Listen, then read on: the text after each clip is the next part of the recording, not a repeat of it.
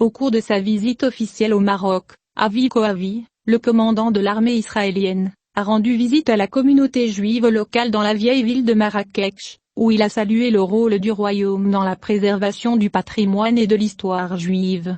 Kochavi a visité le cimetière juif local et a effectué la grande prière dans une synagogue locale du centre-ville de Marrakech, a indiqué Tsahal, ajoutant qu'il a rencontré des membres de la communauté qui ont combattu pendant la guerre du Yom Kippour, guerre d'octobre, et sont ensuite retournés au Maroc.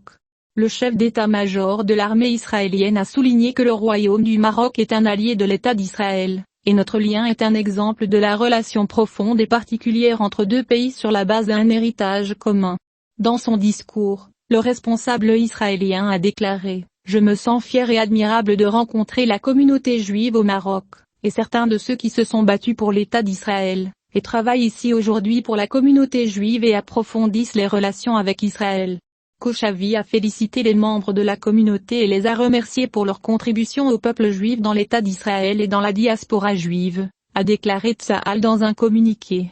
Le chef d'état-major de Tsahal a déclaré « Je suis fier et ravi de vous rencontrer.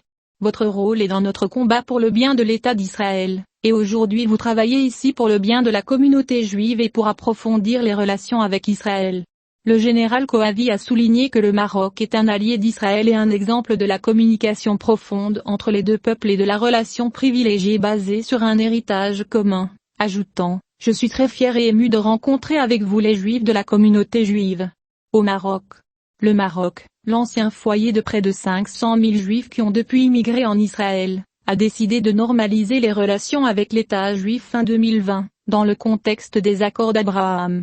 Après des décennies à ne pas reconnaître ou traiter avec Israël, Rabat et Tel Aviv ont depuis collaboré sur des projets liés à la technologie, à la défense, aux affaires et à d'autres domaines importants. Plus tôt en février, il a été signalé qu'Oeillet pourrait vendre le système de défense aérienne et antimissile Barak au Maroc pour 500 millions de dollars. Cependant, aucun commentaire officiel n'a été fait sur l'accord potentiel.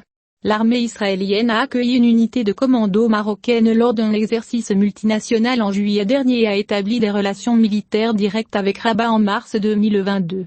Plus tôt en juin, Israël et le Maroc ont également convenu d'un programme de travail conjoint d'1 an.